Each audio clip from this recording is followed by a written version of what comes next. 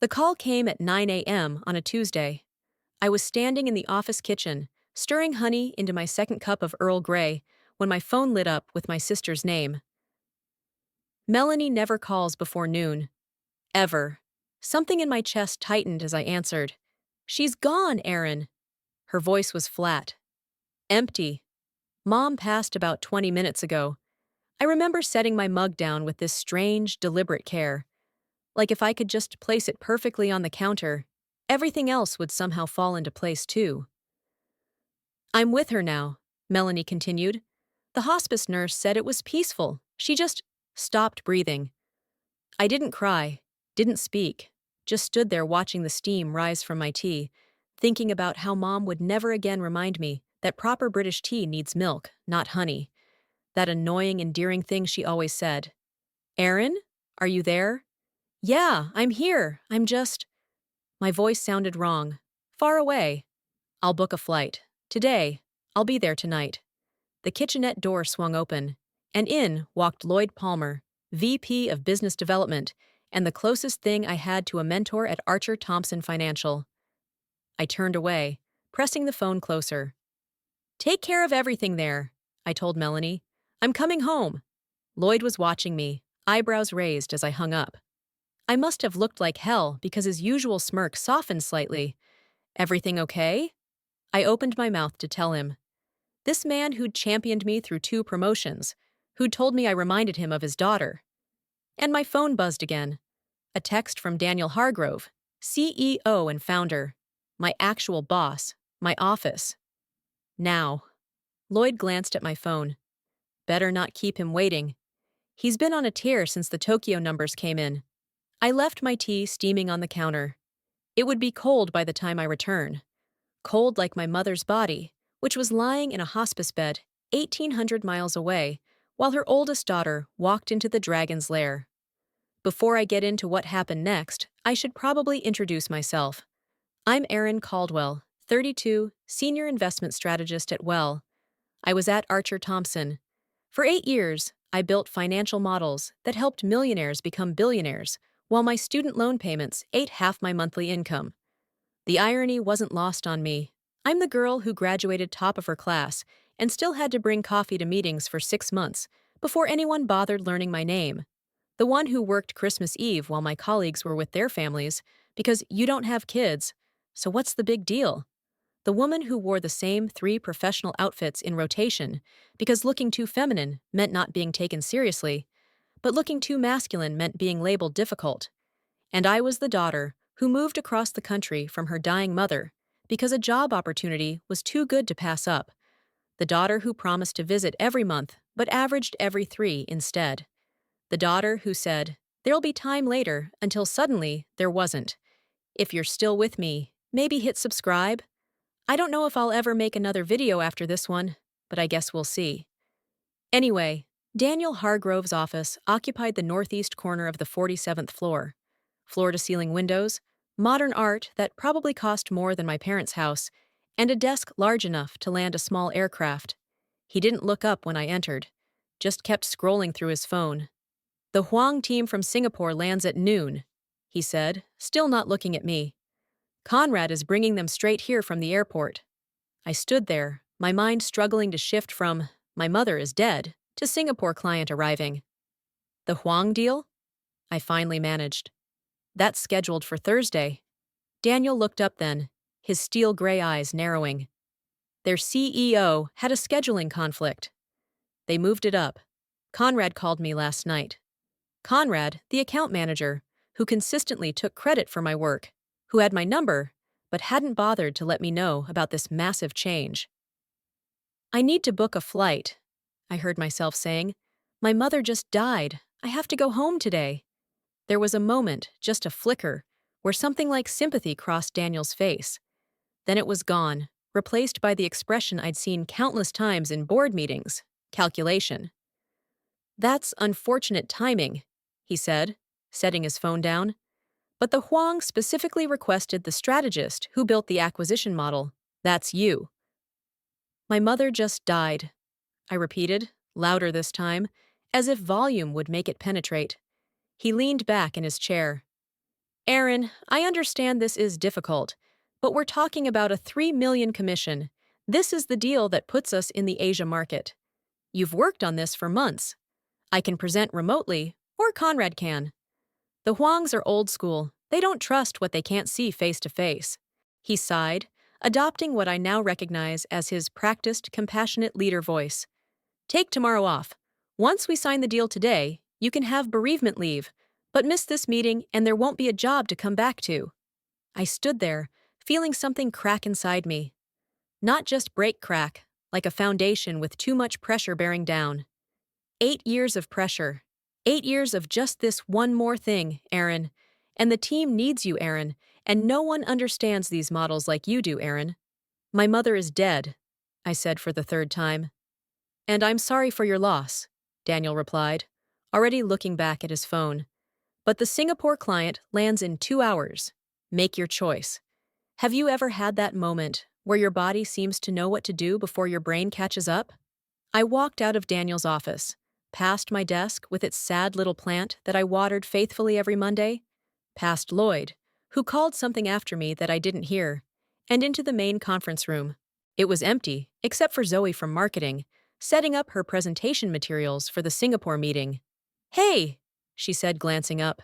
"You look like you've seen a ghost." "My mom died this morning," I told her.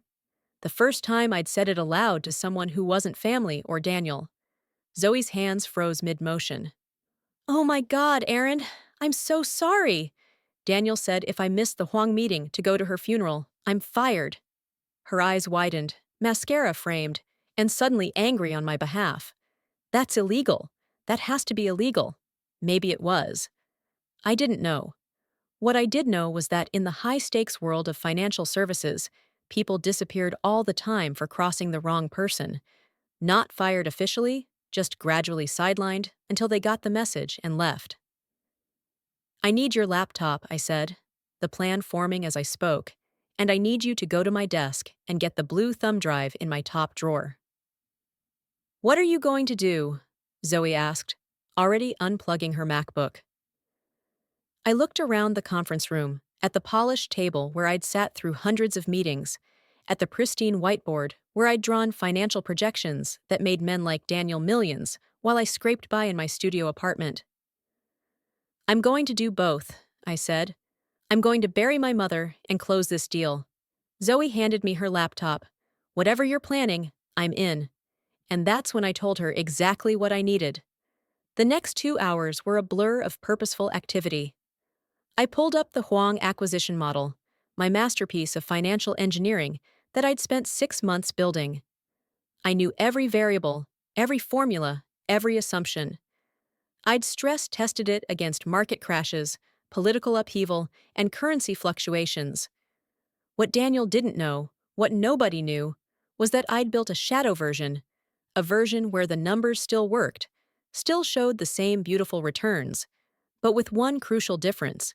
It protected the Taiwanese manufacturing workers that the Huangs were planning to replace with automation. My mother had been a union organizer for 30 years, the daughter of Taiwanese immigrants who'd worked in factories their whole lives. She'd raised me on stories of exploitation, of people treated like machinery to be upgraded or discarded. "The numbers on the page are always people, Erin," she'd told me when I got my first finance job. Never forget that. I had forgotten, or at least I'd gotten good at pretending I had. I called Melanie back. "I can't get a flight until tonight," I told her. Fingers flying over the keyboard. "Start planning the service for Friday. I'll handle Mom's favorite flowers." "White peonies," Melanie said automatically. "And the Navy hymn. Eternal Father, strong to save," I confirmed. It had been playing when Mom met Dad at a USO dance in 1983. "I'll be there tonight, I promise." Next, I called Conrad, who was escorting the Huang team from the airport. "Hey, slight change of plan," I said, injecting casual authority into my voice. "Daniel wants us to use the Holden Conference Center for the meeting. More impressive for the clients. Can you bring them there instead?" "Since when?" Conrad asked suspiciously. "Since the building management just informed us they're testing the fire suppression system in our conference room today. You want to explain deal points while we're all getting sprayed with water? He didn't question it further. At 11:45, I walked into Daniel's office without knocking. He was straightening his tie in the reflection of his phone. I've moved the meeting to the Holden Center, I told him. Building maintenance issue. He frowned. Why wasn't I informed? I'm informing you now. Car's waiting downstairs. I've already sent Zoe ahead to set up. For a moment, I thought he might question it, but Daniel Hargrove had a pathological fear of appearing uninformed. He nodded like this. Had been the plan all along, and grabbed his suit jacket. As we rode the elevator down, I looked at this man who just forced me to choose between my mother's funeral and my career, and I felt nothing. The anger would come later. In that moment, there was just clarity. We stepped outside into the October sunshine. I pointed to the black town car idling at the curb. That's our ride, I said. I just need to grab something from my car. Meet you there in 30 seconds. Daniel nodded, heading toward the town car while checking his phone messages. I watched him get in, watched the car pull away from the curb, and I whispered the 7 words that changed everything. He's not going to the right meeting. Then I turned, walked to the parking garage, got in my own car, and drove to the airport, leaving Daniel Hargrove headed to an empty conference room across town, while the 3 million Singapore clients arrived at our office building, where Zoe was waiting to greet them and usher them into a presentation that would change everything. But that was just the beginning of what I had planned. I want to be clear about something. I'm not one of those people who plans elaborate revenge fantasies. At least, I never thought I was. What was happening wasn't even about revenge yet. It was about survival, about refusing an impossible choice. As I merged onto the highway toward JFK, I called Zoe. They're here, she said without preamble. All 7 of them, the Huangs, their legal team, their financial advisors. And Conrad? Calling Daniel every 30 seconds, getting more panicked each time. Daniel's phone is going straight to voicemail. That's because Daniel's phone was in airplane mode. I'd reached over and toggled the switch while pointing out something on the contract during the car ride. A small thing. Something he wouldn't notice for at least an hour in the confusion. Give them the good coffee, I instructed, the Ethiopian beans we hide from marketing, and put them in the East Conference Room, the one with the view of the bridge. Already done, Zoe paused. What about your presentation? I glanced at the clock on my dashboard. Starting in exactly 26 minutes. Have you set up the video link? Yes. But Erin, are you sure about this? No, I wasn't sure about anything except that my mother was dead. And I wasn't going to miss saying goodbye, because a man in an expensive suit thought his money was more important than my grief. Just make sure everyone's in their seats at 12:30 sharp, I said. And Zoe? Thank you. The airport terminal was a blur of bodies and noise. I found a family bathroom, one of those single-occupancy rooms, locked myself in, and pulled out my laptop. Using my phone as a hotspot, I logged into the secure video conferencing platform we used for client meetings. 12:28 p.m. I freshened my makeup with shaking hands, smoothed my hair, and straightened my blouse. There, in a bathroom stall at JFK, I prepared to give the most important presentation of my career. At exactly 12:30, I clicked, Join Meeting. The screen filled with faces around our conference table. The Huang family patriarch, Winston Huang, sat at the center, flanked by his son and daughter. Their advisors lined the sides. Zoe sat at the far end, giving me a subtle thumbs up out of view of the others. Good afternoon from New York, I began, my voice steadier than I felt. I'm Erin Caldwell, Senior Investment Strategist for Archer Thompson Financial. I apologize for the virtual presentation. I've been called away for a family emergency. Winston Huang frowned slightly. At 78, he was old school in every sense, famously preferring face-to-face meetings. However, I continued, I believe what I'm about to show you will be worth the unconventional format. For the next 45 minutes, I walked them through my alternative acquisition model. Not the one that had been approved by Daniel, the one that protected the Taiwanese workers while still delivering the 18% return the Huangs wanted. I showed them how automation wasn't necessary for profitability, how keeping the experienced workforce would actually reduce quality control issues that plagued new automated systems. This approach gives you something more valuable than a marginal increase in short-term profits. I told them, it gives you stability, institutional knowledge, and, most importantly, it gives you face. Winston Huang's eyebrows rose slightly at my use of the Chinese concept. The current labor protests in Taiwan have international attention, I continued. By retaining the workforce, you position yourselves as responsible corporate leaders rather than opportunistic cost-cutters. The goodwill alone will open doors throughout the region that might otherwise remain closed. I took a breath, aware I was about to cross a line I couldn't uncross. My mother passed away this morning, I said, my voice finally betraying a tremor. She was the daughter of Taiwanese factory workers who came to America for a better life. She spent her career fighting for worker protections, and as I prepared this presentation for you, I kept asking myself what she would think of my work. The conference room was utterly silent. I could see Winston Huang studying me through the screen. Mr. Huang, I believe this alternative approach honors my mother's legacy while still meeting your financial objectives. It's not just good ethics, it's good business. There was a long moment then Winston Huang leaned forward. Where is Mr. Hargrove? He asked. Unavoidably detained, I replied smoothly. But I'm authorized to negotiate the final terms. This was, of course, a complete lie. Winston exchanged looks with his son, then his daughter.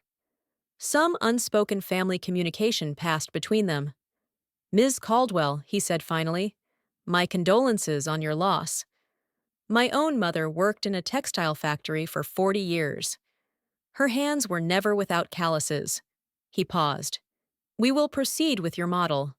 I felt a rush of something. Not quite victory, not quite vindication. Something more complicated. Thank you, Mr. Huang. Zoe will provide the contracts reflecting these terms. As I prepared to sign off, Winston Huang added, and Ms. Caldwell, go bury your mother with honor. Business can wait. I ended the call, closed the laptop, and finally allowed myself to cry. My flight was boarding by the time Daniel figured out what had happened. My phone exploded with notifications, first texts, then voicemails, each more apoplectic than the last. Where the hell are you? The clients are here. Not at Holden. Call me immediately. And finally, you're fired. Don't bother coming back. I turned off my phone as I settled into my seat. 6 hours to fly across the country. 6 hours to process what I'd just done. I'd blown up my career. 8 years at the company, gone. My reputation in the industry, possibly unsalvageable. The mortgage on my apartment that I could barely afford, even with my senior strategist's salary. What would happen to that now? But I'd also done something else. I'd honored my mother in the only way I knew how. I'd used my financial models, the skills she'd always regarded with a mixture of pride and suspicion, to protect people like her parents, like the people she'd spent her life advocating for. Somewhere over Ohio, I realized I was smiling. The next 3 days passed in the surreal fog of grief and funeral arrangements. Melanie and I sorted through Mom's modest belongings in her assisted living apartment. We argued about the eulogy, cried over her collection of refrigerator magnets from places she'd visited, and drank cheap wine directly from the bottle like we used to in college. She kept everything you ever sent her. Melanie told me, pointing to a shoebox filled with postcards and trinkets from my business trips, even the stupid stress ball from that conference in Dallas. The guilt crashed over me. All the visits I'd canceled, the calls I'd cut short because of work emergencies. The last time I'd seen Mom, 2 months earlier, when I'd spent half the visit on email because of a critical client situation. She was proud of you, Melanie said, reading my thoughts the way only siblings can. She didn't always understand what you did, but she was proud. The funeral was on Friday, just as we'd planned. White peonies everywhere. Eternal Father, Strong to Save, played by Mom's friend from church, who'd been a professional pianist in her younger days. I delivered the eulogy without breaking down, which would have disappointed Mom, who always said a good cry was cleansing for the soul. I didn't check my work email once. I didn't return Daniel's calls. I existed fully in the moment of saying goodbye to the woman who had taught me that principles matter more than profit. It wasn't until Saturday, the day after the funeral, that I finally opened my laptop and logged into my work account, expecting to find it deactivated. Instead, I found an email from Lena Huang, Winston Huang's daughter and Chief Operating Officer of Huang Enterprises. It had been sent 4 hours after my bathroom stall presentation. Ms. Caldwell, the contracts have been signed using your revised model. My father was impressed by both your financial acumen and your ethical stance. We value partners who understand that longevity in business requires more than quarterly profits. We were disturbed to learn from your colleague Zoe that you presented this model without Mr. Hargrove's approval, and that you have potentially sacrificed your position to honor your mother while still serving our interests. Should you find yourself seeking new opportunities after your bereavement, Huang Enterprises would welcome a conversation. With respect and condolences. Lena Huang. There was a second email, this one from Lloyd Palmer, sent just yesterday. Erin, the board emergency meeting just concluded. I don't know what the hell you did, but the Huangs not only signed, they increased their initial investment by 30% based on your model. They also made it clear they would only work with you going forward. Daniel is, well, apoplectic doesn't begin to cover it, but the board is ecstatic about breaking into the Asian market. No one's going to fire the person who just landed the biggest client in company history. Take the time you need for your family. Your job will be here when you return, though things may look a bit different. Daniel's position is under review. I'm sorry about your mother. Lloyd. I read both emails twice, then closed my laptop and walked outside to the porch swing where Mom used to sit in the evenings. The California sunset painted the sky in colors she would have appreciated. My phone buzzed with a text from Zoe. Company all-hands meeting announced for Monday. Rumor mill says Daniel's out, restructuring coming. You're the hero of the 38th floor. When are you coming back? I didn't answer immediately. Instead, I thought about what coming back would mean. Back to a company that had forced me to choose between basic human decency and my livelihood. Back to a culture that saw family emergencies as inconvenient scheduling conflicts. I thought about Lena Huang's email, about possibilities I hadn't considered before, about my mother, who taught me that sometimes you have to blow things up to build something better. I did go back, but only for one day. Just long to clean out my desk, download my contact list, and attend the all-hands meeting where Lloyd announced that Daniel had decided to pursue other opportunities. Corporate speak for, was forced to resign in disgrace. Lloyd also announced my promotion to Vice President of Strategic Development, a position created specifically for me. I declined it publicly, in front of the entire company. I appreciate the recognition, I said, standing at the front of the room filled with shocked faces. But recent events have made me reevaluate what I want from my career and my life. I've accepted a position elsewhere. The room erupted in whispers. Lloyd looked like I'd slapped him. With the Huangs? He asked, microphone still on. No, I said. I'm starting my own firm. Ethical investment strategies for the new economy. I paused, looking around at the faces of colleagues who had been my whole world for 8 years. My mother taught me that the numbers on the page are always people. I forgot that for a while. I won't forget it again.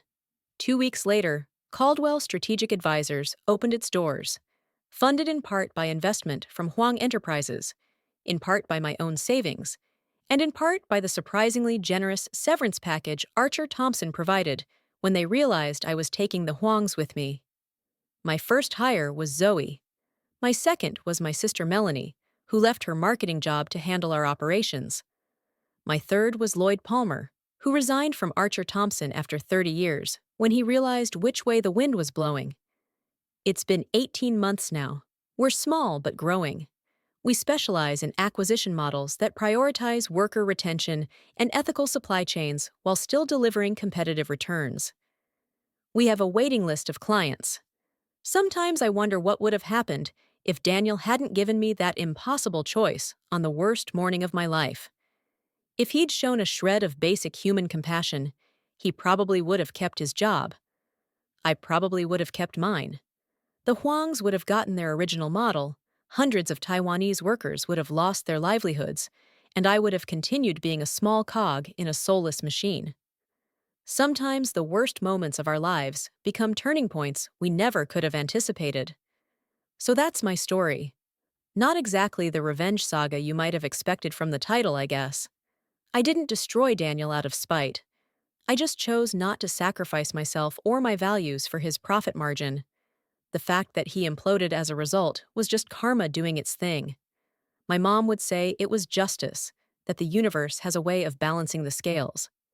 I keep her picture on my desk now, right next to the stress ball from that conference in Dallas.